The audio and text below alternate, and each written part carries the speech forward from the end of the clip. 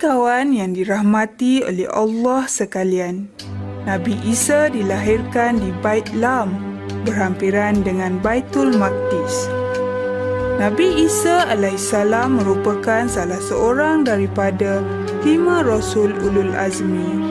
Semasa Nabi Isa alaihissalam dilahirkan, berhala-berhala tersungkur di bahagian timur dan barat. Syaitan-syaitan juga kebingungan kerana tidak dapat menemui Nabi Isa alaihissalam untuk mengganggunya. Ini kerana semasa baginda dilahirkan, malaikat mengelilinginya dan menurut ulama, setiap anak Adam yang dilahirkan akan dipukul oleh syaitan dengan tangannya di kedua rusuknya kecuali Maryam dan anaknya. Pada masa yang sama, kelihatan sebuah bintang besar menyinar di langit. Raja Persia ketika itu merasa khawatir terhadap munculnya bintang itu, lalu bertanya kepada dukun. Jawapan yang diberikan oleh dukun ialah adanya orang besar yang lahir di bumi. Kemudian, sang raja mengirim utusan dengan membawa emas, mur, yakni tumbuh-tumbuhan yang harum baunya tetapi rasanya pahit, dan kemenyan sebagai persembahan kepada Nabi Isa alaihissalam. Setelah sampai di Syria, mereka ditanya oleh Raja Syria tentang kedatangan mereka.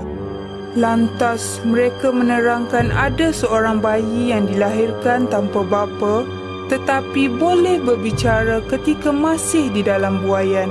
Lalu sang raja menyuruh utusan dari Persia itu datang ke istana beserta dengan hadiah. Manakala dia pula mengutus orang untuk membunuh Nabi Isa alaihissalam di Baitul Maqdis. Ini bermakna Raja Syria merasakan dirinya tergugat dengan kelahiran Nabi Isa alaihissalam. Allah Al-Hafiz, Allah Maha Memelihara. Allah telah memelihara Nabi Isa alaihissalam dengan memberi ilham kepada ibunya Maryam bahawa utusan Raja Syria hanya datang untuk membunuh Nabi Isa alaihissalam. Lantas, Maryam membawa anaknya lari ke Mesir dan tinggal di sana sehingga umur Nabi Isa alaihissalam 12 tahun. Menurut ulama, dari kecil lagi Nabi Isa alaihissalam telah memperlihatkan mukjizat dan karamahnya. Semasa berusia 30 tahun, Nabi Isa alaihissalam telah menerima wahyu dari Allah. Baginda diangkat menjadi Rasul di Bukit Zaitun ketika sedang bersolat bersama-sama ibunya. Ketika baginda menerima wahyu, malaikat mengelilinginya, manakala malaikat Jibril pula memberi sebuah kitab Injil kepada baginda. Penurunan wahyu kepada Nabi Isa alaihissalam tepat pada masanya. Ini kerana pada ketika itu masyarakat Bani Israel telah menyeleweng dari ajaran yang sebenar. Mereka bebas melakukan sesuatu perkara tanpa mengira batasan halal ataupun haram.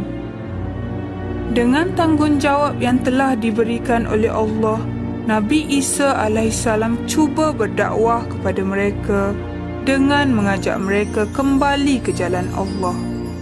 Mereka beramai-ramai meminta Nabi Isa alaihissalam membuktikan kebenaran risalah yang dibawanya. Allah Al-Alim, Allah Maha Mengetahui. Allah telah membekalkan mukjizat kepada Nabi Isa alaihissalam. Mukjizat yang digunakan oleh Nabi Isa alaihissalam ialah yang pertama, membuat burung dari tanah dan meniupnya jadilah seekor burung yang sebenar. Yang kedua, dengan izin Allah, baginda dapat menyembuhkan orang buta sejak dari kelahirannya hingga dapat melihat semula. Yang ketiga, dengan izin Allah, baginda dapat menyembuhkan orang yang berpenyakit sopak. Yang keempat, baginda dapat menghidupkan orang mati dengan cara memanggil dan mengusapnya. Yang kelima, Dengan izin Allah, baginda boleh menceritakan apa yang mereka makan dan simpan di rumah. Berkatalah Nabi Isa alaihissalam kepada kaum Yahudi, "Sesungguhnya pada yang demikian itu adalah suatu tanda, yakni kebenaran kerasulanku bagimu, jika kamu bersungguh-sungguh beriman. Dan yakni, aku datang kepadamu membenarkan Taurat yang datang sebelumku, dan untuk menghalalkan bagimu sebahagian yang telah diharamkan untukmu. Dan aku datang kepadamu dengan membawa suatu tanda, yakni mukjizat daripada Tuhanmu. Kerana itu, bertakwalah kepada Allah dan taatlah kepadaku." Surah Ali Imran ayat 49 hingga 50. Namun kaum Yahudi masih tidak mahu mengakui kebesaran Allah, walaupun di hati mereka terdetik tentang kebenaran yang dibawa oleh Nabi Isa alaihissalam. Pemuka-pemuka agama dari bangsa Yahudi semakin cemburu dan dengki terhadap Nabi Isa alaihissalam kerana pengaruh mereka semakin berkurangan di kalangan bangsa mereka sendiri. Mereka cuba pula dengan menabur fitnah ke atas Nabi Isa alaihissalam dan cuba menghasut pihak penguasa supaya menghukum baginda. Mereka berjaya menghasut pihak berkuasa yang kononnya Nabi Isa alaihissalam dan pengikutnya mahu menggulingkan pemerintahan dan menjatuhkan raja yang sedang berkuasa. Maka tidak lama kemudian datanglah salah seorang pengikut Nabi Isa alaihissalam yang munafik, iaitu bernama Yahuda, kepada mereka semua. Yahuda berjaya membawa mereka semua ke tempat persembunyian Nabi Isa alaihissalam. Semasa pihak penguasa mahu menangkap Nabi Isa alaihissalam, Allah telah mengangkat Nabi Isa alaihissalam ke langit. Manakala Yahuda itu, Allah telah tukarkan wajahnya, warna kulit dan bentuk badannya seperti Nabi Isa alaihissalam. Pihak penguasa telah menangkap Yahuda yang pada sangkaan mereka, Yahuda itu adalah Nabi Isa alaihissalam. Dia telah dibawa ke sebuah kawasan lapang dan disalibkan di khalayak ramai. Cerita pengangkatan Nabi Isa alaihissalam dikisahkan oleh Al-Quran dalam surah Ali Imran ayat 55. Menurut ahli tafsir, baginda berumur 34 tahun semasa diangkat ke langit. Diriwayatkan bahawa 6 tahun setelah Nabi Isa alaihissalam diangkat ke langit, ibunya Maryam wafat pada usia 50 tahun. Manakala sahabat-sahabat yang disebut Hawariyun pula menyebarkan ajaran Nabi Isa alaihissalam secara sembunyi-sembunyi.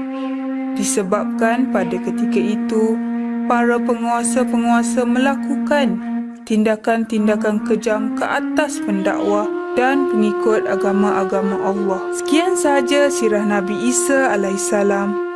Dan pengajaran yang boleh kita perolehi dari sirah ini ialah: yang pertama, kekuasaan Allah tiada batasannya, sehinggakan Dia mampu berbuat apa sahaja, termasuk mencipta Nabi Isa alaihissalam tanpa berbapa. Yang kedua, Allah Maha Berkuasa. Allah telah mengembalikan tipu daya dan perbuatan jahat Yahuda di atas pengkhianatannya sendiri, iaitu menukarkan wajahnya menyerupai Nabi Isa alaihissalam sehingga pihak penguasa dan orang kafir yang lain tidak tahu yang ditangkap itu Yahuda dan bukannya Nabi Isa alaihissalam. Jangan ketinggalan kawan-kawan untuk mengikuti sirah yang terakhir junjungan mulia kita Nabi Muhammad SAW dalam jilid ke-10.